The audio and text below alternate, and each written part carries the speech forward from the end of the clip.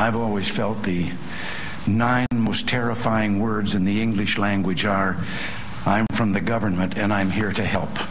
I believe that Ronald Reagan had it right. I've always felt that the 9 most terrifying words in the English language are, I'm for the government and I'm here to help. Ronald Reagan once said, the 9 most terrifying words in the English language are, I'm from the government and I'm here to help you. What if you are the government, though? Does that mean you shouldn't try to help? What are you trying to do with your job in government if trying to help is a very bad thing? What else could you do in government? You know, what happened today in Washington, we should have seen coming. We should have seen it coming back in February. In February, most of the country was mortified when Republican Senator Jim Bunning, a lone senator with a reputation for eccentricity, Jim Bunning personally stood up and used his power as a senator to stop unemployment benefits for the country. Remember that? Jim Bunning turned himself into a one-man roadblock as Democrats tried to pass an extension of unemployment benefits through the Senate. Is there objection?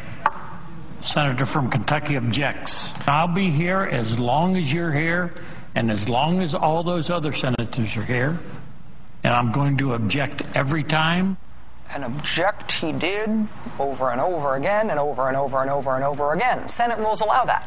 And sometimes when you've got a guy like Jim Bunning, people who are unemployed through no fault of their own get cut off from unemployment benefits because that one somewhat eccentric senator has decided he's got a problem with it. When that happened back in February, we should have seen then what was coming today. Because after Jim Bunning finally relented back in February, after this millionaire ex-baseball player finally gave up his crusade against the unemployed, we should have seen what happened today in Washington coming, when the whole country was pretty much mortified by what Jim Bunning had done. But one very important, very small constituency felt otherwise. They were not at all horrified by what Jim Bunning had done, quite the contrary.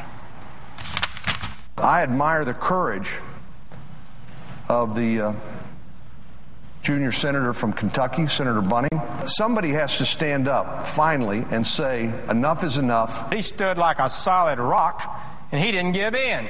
And I respect him for the courage he showed. Senator Bunning from Kentucky has taken a courageous stand to hold the Democrats, in fact, all of us, accountable to the things that we say we believe. When Republicans praised Jim Bunning back then, we should have seen what happened today coming. We should have seen it coming a month after the Jim Bunning fiasco, too, when health reform faced its final passage in the Senate.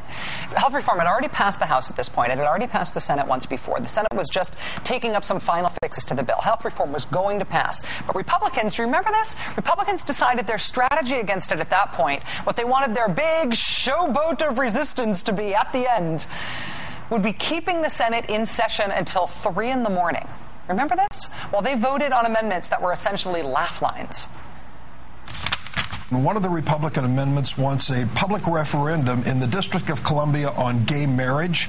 Another Republican amendment wants us to go after the organization ACORN, which just announced its bankruptcy. Another amendment says no prescription Viagra for rapists. These amendments had nothing at all to do with what was going on policy-wise. It was a just-for-show effort by Republicans to stop health reform for a while, for the sheer performative pleasure of being seen to be stopping it. It wasn't a real effort to stop the bill. It was an effort by Republicans to show what they were capable of doing by just blocking it for a while till late at night, just stopping any progress from happening for the sake of showing that they could, not making any progress on their own, just stopping things. We should have seen then what was coming today. Because today, a lone Republican senator, Jim Demint of South Carolina, threatened essentially to shut down the federal government using the power that one senator has under Senate rules. Quoting from Roll Call newspaper, Senator Demint warned his colleagues that he would place a hold on all legislation that has not been cleared by his office before the close of business Tuesday. Any piece of legislation not personally cleared by Jim Demint will be blocked by Jim Demint. It is a threat that Roll Call newspaper described as, quote, remarkable. Among the things that the Senate has yet to pass and which Senator Demint could presumably block is a stopgap spending measure to keep the government operating past September 30th. So Senator Demint, in effect, is now threatening to shut down the entire government. A government shutdown like the one we had back in the 90s under Newt Gingrich, A few key differences here, though. For one thing, right now, it's just a lone Republican senator without a leadership position who is threatening this. In 1995, at least, Mr. Gingrich was the Republican Speaker of the House. The other difference is that the government shutdown in 1995 was at least theoretically about something. It was about Republicans wanting President Clinton to cut Medicare and Medicaid and education. This time around, Mr. Demint is not even bothering to make a case that it is about anything. It's not that Jim Demint wants some legislative thing that he's not getting. Like, remember when that Alabama Republican senator earlier this year put a blanket hold on all of the president's judicial nominees because he wanted some pork for his district? This is not that. This is not, I'm trying to get this one earmark, this one policy thing changed, and if I don't get it, I'm going to shut down the government. This is just, I'm going to shut down the government. This is just, I can, and so I shall. This is shutting down the government for the pure ideological joy of shutting down the government. It is the fetishization of government shutdown. It is the full fruition of the idea that governing itself is bad.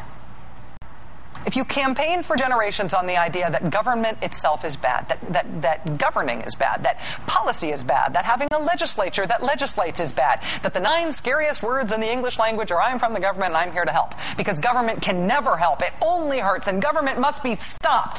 When you campaign on that for generations, then ultimately your anti-government movement births politicians who stop government, who shut it down for no other reason than that they can, because they think it's intrinsically good to do so. And if you do not believe me, explain to me why this idea of a government shutdown keeps getting brought up by the right this year.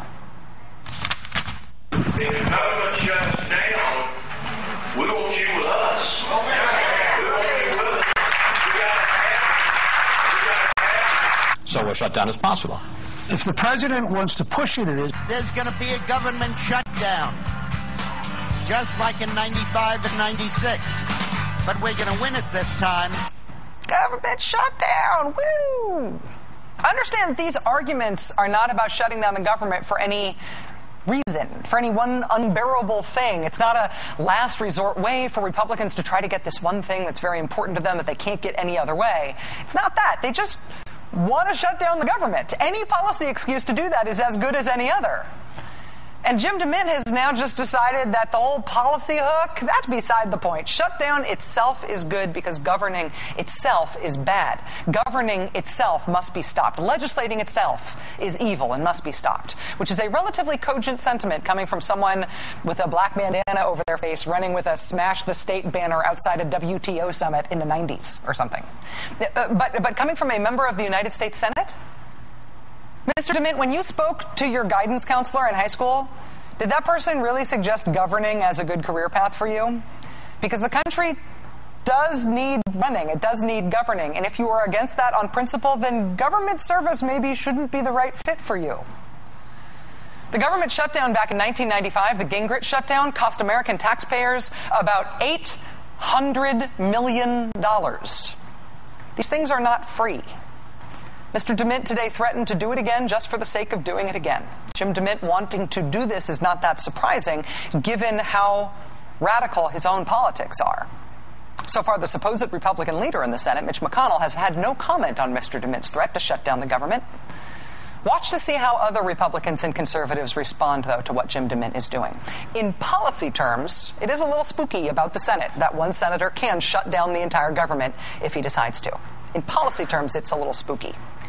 In political terms, it is even more spooky if it turns out that Jim Demint, in this case, is not standing alone.